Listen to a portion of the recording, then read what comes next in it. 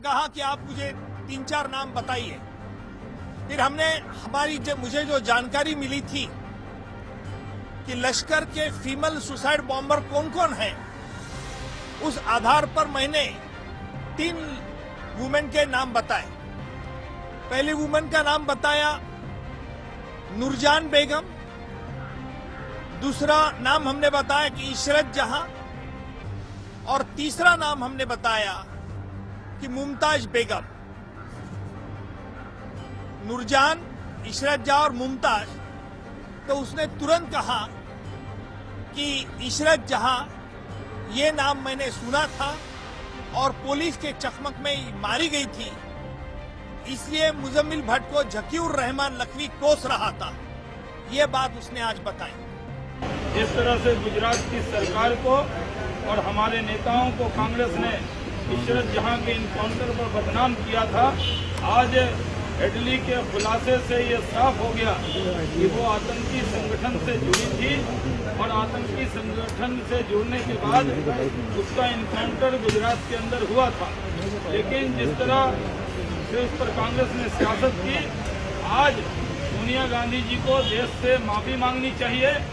जिन लोगों ने उनको शहीद बताया उसको माफी मांगनी चाहिए। डेविड हेडली इस तरह की गवाही देंगे, ये बात तो 4-5 दिन से चर्चा में है, और जो लोग हेडली को जानते भी नहीं है वो उस बात को जानते थे। मुझे भी इसके बात की खबर मिली, और ये बात बड़ी आश्चर्य करने वाली है कि जो चीज़ डेविड हेडली के मुंह से हम लोग सुनना चाहते थे और उसकी गवाही थी, वो पहले से लोगों को कैसे पता चल गई।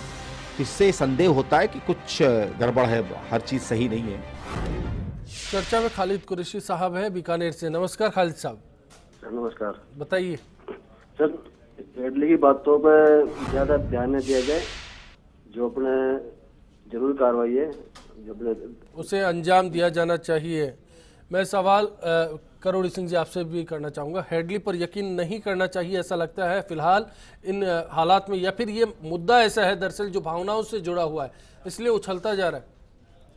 देखिए अश्विनी जी, ऐसा है कि एक पॉपुलर सेंटिमेंट है वो इस तरह का कि हेडली पे विश्वास कर लिया जाए, लेकिन कानून की एक प्रक्रिया है और उस प्रक्रिया के तहत ही हमें कार्यवाही करनी चाहिए। अगर फेक एनकाउंटर है तो फेक एनकाउंटर मानना चाहिए उसको, तो वो तो कानूनी प्रक्रिया है। तो कानूनी प्रक्रिया पे हमें ज़्यादा भरोसा करना चाहिए, क्यों मास सेंटिमेंट है या पॉपुलर सेंटिमेंट है, उससे तो हम किसी भी चीज़ पे विश्वास नहीं कर सकते। बातचीत का ब्यौरा वीडियो कॉन्फ्रेंसिंग के बाद दे रहे थे, उस मसले पर क्या समझा जाए? नहीं, उसमें उन्होंने 3 महिलाओं के नाम बताए, 3 में उन्होंने कहा कि ये महिला हैं। तो अभी इतना एम्बिग्यूटी है इसमें कि इतनी क्लैरिटी नहीं है, तो इसको हम एकदम से ये मान लें कि वो फिदाइनी थी, फिदाइन उसकी सदस्य थी लश्कर तोयबा की, तो इस तरह से मान लेना। और मान लीजिए सदस्य थी तो भी क्या फेक एनकाउंटर जस्टिफिएबल है लीगल टर्म्स में? तो यहाँ हमारे यहाँ कानून का शासन है, जो व्यक्ति की स्वतंत्रता है, स्वतंत्रता पे आज की जो स्थिति है विश्व में उसको देख के कुछ प्रतिबंध लग सकते हैं। क्योंकि अमेरिका में भी वहाँ के संविधान में जो पहला संशोधन हुआ था 250 साल पहले, उस पे डिबेट चल रही है कि इस संविधान संशोधन को रिपील किया जाए, कि इस संविधान संशोधन से ज्यादा फ्रीडम मिल रही है जिससे प्रॉब्लम बढ़ रही है। तो वहाँ डिबेट चल रहा है। तो हमारी फ्रीडम को हम कितने रखें, किस सीमा तक रखें, कानून का शासन कहाँ तक रहे, ये अभी डिबेट चलेगी समाज में। जब अमेरिका में फर्स्ट कॉन्स्टिट्यूशनल अमेंडमेंट को लेके चल रही है तो हमारे यहाँ भी चलेगी। सुनील जी, बहरहाल मैं बीजेपी की बात करना चाहूंगा। हेडली जो कुछ कह रही है उसको लेकर बीजेपी या फिर केंद्र सरकार इतनी उत्साहित है, उन्हें लग रहा है कि पाकिस्तान के खिलाफ एक जंबो पैकेज उनको मिल गया है जिसको वो इंटरनेशनल प्लेटफॉर्म पर रख सकते हैं। तो क्या हेडली उसमें एक मोहरा साबित होगा? अश्विनी, एक हेडली के माध्यम से आप वास्तव में कर सकते थे, आप वास्तव में पाकिस्तान को इम्प्लीकेट कर सकते थे, पाकिस्तान के ऊपर उन सब चीज़ों को जो पिछले हम 25 साल से कहते आए हैं वो आप उसको प्रूव कर सकते थे। पर सच्ची बात तो ये है कि हेडली के माध्यम से पाकिस्तान को इम्प्लीकेट करना इस सरकार का लक्ष्य नहीं है। इस सरकार का लक्ष्य तो केवल नरेंद्र मोदी द्वारा किए गए पापों से अपने आप को बरी कराना। आप देखिए हेडली अप्रूवर ही क्यों बनाया गया, आपको समझ नहीं आ रहा कि ये पाकिस्तान के ऊपर उस तोप को लगाने की बजाय केवल और केवल नरेंद्र मोदी को अपने पापों से बरी कराने में हेडली का उपयोग किया जा रहा है। सच्ची बात तो यह कि अब ये लगने लगा है कि इसको जो अप्रूवर बनाया गया है इतनी बड़ी चीज के बावजूद कि सैकड़ों लोगों की हत्या के अंदर हेडली इन्वॉल्व है, उस अप्रूवर बनने का लक्ष्य के लिए था कि नरेंद्र मोदी के द्वारा उस रिजीम के अंदर जो लगातार जो 50 एनकाउंटर हुए हैं, उन एनकाउंटर्स के ऊपर पर्दा डाला जाए। जो सरकार और जो प्रधानमंत्री का हाथ खून से रंगा हुआ है, उस खून से हाथ रंगे हुए हाथों को धोने के लिए इनको अप्रूवर बनाया गया है। क्या तो ये हेडली के दुर्भाग्यपूर्ण मसले बात पर है। लक्ष्मीकांत जी बीजेपी पूरी तरह से नाकाम रही है? फिलहाल पाकिस्तान पर दबाव कायम किया आपने जा सकता कंट्रोवर्शियल कर दिया था। हेडली को, ये सब करके कंट्रोवर्शियल भी कर दिया हेडली को। आप बताए तो मैं आपने राष्ट्रीय ईमानदारी बात है, नेशनल इंटरेस्ट को जिस ढंग से जियोपॉलिटाइज किया आपने, ये सब करके दुर्भाग्यपूर्ण है। राष्ट्रीयता का मुद्दा, विचारों का मुद्दा बन गया। आपके जो दर्शक इस डिबेट को देख रहे हैं, हाँ। मुझे लगता है उनका सर शर्म से झुक जाएगा कि एक देश की इतनी बड़ी पार्टी का नेता एक आतंकवादी के लिए किस तरह से लड़ रहा है। देखिए, मैं कह रहा हूं तो फांसी होनी चाहिए। अप्रूवर आपने बनाया, अप्रूवर आपने बनाया, अप्रूवर आपने बनाया, अप्रूवर आपने बनाया, अप्रूवर आपने बनाया, आपने उसको फांसी, हमने अफजल को फांसी दी, हमने अफजल को फांसी दी, हमने अफजल को फांसी दी। आप अजहर मसूद को छोड़ के, आप बोलोगे तो अजहर मसूद को छोड़ के, आप अजहर मसूद को छोड़ के, आप अजहर मसूद को छोड़ के, आपने अजहर मसूद को छोड़ा, जो आतंकवादियों को कंधार छोड़ गए। ये देश जानता है कि कंधार के अंदर अजहर मसूद को कौन छोड़ के आया था। पूरे देश ने देखा आप लोगों को, पूरे देश ने देखा है कि अजहर मसूद को किसने छोड़ा। कौन नहीं जानता इस देश के अंदर, इस देश का एक एक बच्चा जानता है कि अगर पठानकोट हमला हुआ है तो इसलिए हुआ है कि अजहर मसूद को आप छोड़ के, अजहर मसूद को आपने छोड़ा। आपने इस देश का पहला आतंकवादी हमला जिस पार्टी ने करवाया हो, अरे महात्मा गांधी की हत्या पार्टी के लोग हैं। जिस पार्टी ने आतंकवादी की हत्या की, समर्थन नहीं है, ये आतंकवादी ने पहला आतंकवाद किया, पाकिस्तान को खुद आतंकवादी। मेरे ख्याल से हम इस मुद्दे पे भटक रहे हैं, चाहे सुनील जी हो या लक्ष्मीकांत जी, सुनील जी और लक्ष्मीकांत जी इस मुद्दे से पूरी तरह से भटके जा रहे हैं। मेरा सवाल सीधा इशरत जहां को लेकर था, डेविड हेडली को लेकर था। क्या डेविड हेडली के मुद्दे पर भारत ने कहीं एक बड़ी चूक कर दी है? इस मसले को विचारों से जोड़कर देखा जा रहा है, लेकिन ये जोड़ा जा रहा है या नहीं, सवाल इस बात का। दिनेश जाखड़ जी सीकर से, नमस्कार। नमस्कार पारिक साहब। बताइए दिनेश जी। पारिक साहब, मैं थोड़ी सी विस्तार से बात करना चाहूंगा। हाँ, जहां तक हमें समझ है, एनकाउंटर दो ही सूरतों में किया जाता है जी। एक तो जब कोई वांटेड अपराधी या गिरोह कानून और व्यवस्था के लिए बहुत बड़ा खतरा बन जाए, और या किसी राजनेता के इशारे पर, जैसे दारिया एनकाउंटर हुआ था राजस्थान में। हेडली जो है वो 26/11 हमले के लिए उससे बातचीत की जा रही है, गवाही ली जा रही है, और वो वादा माफ गवाह अमेरिका से बोल रहा है जी। और पाकिस्तान को अमेरिका ने हमेशा जिंदा रखा है आतंकवाद के लिए। अगर भारत सरकार को कोई अपनी सुरक्षा की बात करनी है, मोदी जी को बहुत आप सुरक्षित मानते हो कि वो बहुत बड़े नेता हैं, तो उन्हें बात करनी नहीं चाहिए। जैसे इजराइल अपने पड़ोसी देशों से बात नहीं करता है, कतई उनकी उपेक्षा करता है, उनको कोई महत्व नहीं देता है। और हेडली के मामले में, अब इशरत जहां वाले मामले में 26/11 की बात करते करते गुजरात पे बात आ गई, हमला बंबई में हुआ था।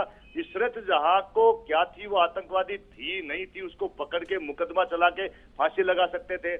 और गुजरात में जितने एनकाउंटर हुए हैं, सोहराबुद्दीन का हो चाहे किसी का भी एनकाउंटर हुआ हो, जितने एनकाउंटर गुजरात में हुए हैं, दो व्यक्ति नरेंद्र मोदी जी तत्कालीन मुख्यमंत्री और तत्कालीन गृह मंत्री अमित शाह जी, इनके ऊपर हमेशा उनका एनकाउंटर। चलिए लक्ष्मीकांत जी, आरोप लग रहा है कि आप भी जांच एजेंसियों का इस्तेमाल करने पर उतारू हो गए। पहले मैं उनके सवाल का जवाब दूंगा।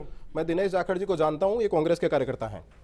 दूसरी बात मैं आपको बताऊं कि इन्होंने कहा मैं जानता हूं पूरे राजस्थान कांग्रेस का हो रहा है, पूरा राजस्थान कांग्रेस का हो रहा है, पूरा राजस्थान कांग्रेस का हो रहा है, पूरा राजस्थान कांग्रेस का होने जा रहा है। दिनेश जाखड़ नहीं, पूरा राजस्थान कांग्रेस का होने जा रहा है। चुनाव होते हैं, वो पता लग जाएगा, वो पता लग जाएगा। सपनों में जीजिए, वो दिल्ली में सपना। लक्ष्मीकांत जी, संदीप दीक्षित ने कहा था, लक्ष्मीकांत जी संदीप दीक्षित ने कहा था, उन्हें पता था कि आज हेडली क्या बोलेगा। ये तो अंतर्यामी है साहब, इनको तो ये भी पता होता है कि कब ये एनकाउंटर करेंगे, इनको ये भी पता होता है कब आतंकवादी आएंगे, इनको ये भी पता होता है किसकी मां इनोसेंट है, इनको ये भी पता होता है कौन अपराधी और कौन नहीं है। ये तो मतलब एक आज की परिस्थिति में कांग्रेस पार्टी इस देश में एक कॉमेडी शो है, इसके अलावा कुछ भी नहीं है। दूसरी छोड़ के आए वो विलेन है। दूसरी बात सुनिए, कॉमेडी विलेन है, ये विलेन है, हम तो फिर भी सारे विलेन है, रुलाएंगे, दूसरी बात रुलाएंगे। सुनील जी सुन लीजिए, नहीं बोल नहीं पाएंगे आप पूरी डिबेट में। सुन लीजिए दूसरी बात, उन्होंने कहा कि नरेंद्र मोदी को मारने आ रहा है आतंकवादी, अमित शाह को मारने आ रहा है आतंकवादी। तो आज की परिस्थिति में उनके सवाल का जवाब खुद है कि जो आतंकवादियों के लिए खतरा है उसी को मारने आतंकवादी आएंगे। ऐसे लोग जो आतंकवादियों को बचाने के लिए यहाँ पैरवी करते हैं उनको मारने के लिए आतंकवादी नहीं आएंगे, उनको मारने नहीं आएंगे, उनको मारने नहीं आएंगे। आपने संजय गांधी को मार दिया, आपने संजय गांधी को मार दिया, आपने लाल बहादुर शास्त्री को मार दिया, आपने सुभाष चंद्र बोस को मार दिया। आपने तो लाल बहादुर शास्त्री की मैं राजेंद्र सिंह जी आपके पास आना चाहूंगा। राजेंद्र जी, मेरे ख्याल से ये पॉलिटिकल बहुत ज्यादा हो गया है। राजेंद्र जी, क्या कोई सरकार जांच एजेंसी का इस्तेमाल कर सकती है? ऐसा होता आया है, आपका क्या तजुर्बा है? ऐसा है कि ये जो पूरा केस है इशरत जहां का, इशरत जहां के केस का अगर अपन विवेचन करते हैं तो इसमें पुलिस की जो भूमिका है वो हर जगह पे बड़ी संदेहास्पद रही है और उससे ऐसा लगता है कि हर जगह किसका इस बात को थोड़ा साफ कीजिए, एनकाउंटर को लेकर या एनकाउंटर के बाद की परिस्थितियों को लेकर? देखिए, सबसे पहले गुजरात की पुलिस ने इशरत जहां को आतंकवादी करार दिया और उन्होंने ये कहा कि ये लिट्टे की सदस्य थी और एक सुसाइड बॉम्बर के रूप में नरेंद्र मोदी जी को मारने के लिए आई थी। ये गुजरात पुलिस की स्टोरी थी। इस गुजरात पुलिस की ये जब शुरुआत में 2004 की जो स्टोरी थी, 15 जून के जो एनकाउंटर था उसकी स्टोरी गुजरात पुलिस की ये थी। उसके बाद में गुजरात सरकार ने इस पे मेट्रोपोलियन जो मजिस्ट्रेट थे, मेट्रोपोलियन मजिस्ट्रेट ने कहा कि नहीं, ये आपकी जो कहानी है ये सही नहीं है, जो इशरत जहां है उसका एनकाउंटर है वो फर्जी है। मेट्रोपोलियन मजिस्ट्रेट ने जब इसको फर्जी बताया तो गुजरात की सरकार ने इसकी हाईकोर्ट में अपील की। हाईकोर्ट ने फिर इसमें एसआईटी का गठन किया और ये मामला सीबीआई को सौंपा। अब आप देखिए, इसमें गुजरात में भारतीय जनता पार्टी की सरकार थी और जो ये मामला सीबीआई को गया, जो सीबीआई है और जिसको सुप्रीम कोर्ट कह चुका है कि ये पिंजरे का तोता है, वो मतलब सीबीआई के ऊपर भी यही इल्ज़ाम है और गुजरात की पुलिस पे भी यही इल्ज़ाम है। फिर सीबीआई ने इस मामले के अंदर इशरत जहां को निर्दोष बताया और अब आप दिलचस्प बात देखिए इसमें कि पुलिस की भूमिकाएं अपनी अपनी जगह अलग है। 2013 के अंदर जो हमारे हिंदुस्तान की सबसे बड़ी इंटेलिजेंस एजेंसी आईबी है, उसके चीफ है आसिफ इब्राहिम, उन्होंने ये कहा कि नहीं, इशरत जहां लिट्टे की मेंबर है, उस समय कांग्रेस का ही राज, लिट्टे लश्कर तोयबा के लिट्टे की मेंबर है। अब मतलब हर जगह पुलिस के अधिकारियों की इसमें भूमिका अलग अलग रही है। गुजरात पुलिस की अलग भूमिका है, सीबीआई की अलग भूमिका है और आईबी की अलग भूमिका है। तो मैं तो एक जनता के लिए भी और एक पुलिस के लिए भी एक बड़ी, और मैं समझता हूँ न्यायालय के लिए भी उनको वक्त पर इस्तेमाल करती आई है। भ्रम की स्थिति है। राजेंद्र जी, ब्रेक का वक्त है। सही माने। एक दर्शक है जयपुर से, सुनील जी, नमस्कार। हेलो। हाँ सुनील जी, बताइए। हाँ अश्विनी जी, नमस्कार। बताइए सर। अश्विनी जी, मेरे मन में 3 सवाल उठ रहे हैं। पहला सवाल कि अपने देश में हेडली वाली जो बात चल रही है, ये इतना बड़ा मुद्दा है, लेकिन आप ये देखो, आप लाइव अपने फर्स्ट इंडिया न्यूज पे लाइव टेलीकास्ट चल रहा है, लेकिन यहाँ पे बीजेपी और कांग्रेस के दोनों ये जो कैंडिडेट नेता बैठे हैं आपस में कुत्ते बिल्ली के जैसे लड़ रहे हैं। तो एक तो ये लाइव टेलीकास्ट बिल्कुल अपनी ईमानदारी से ये एक जाति या पार्टी विचारधारा को छोड़ के हट के देश के लिए सोचना चाहिए। पहला सवाल।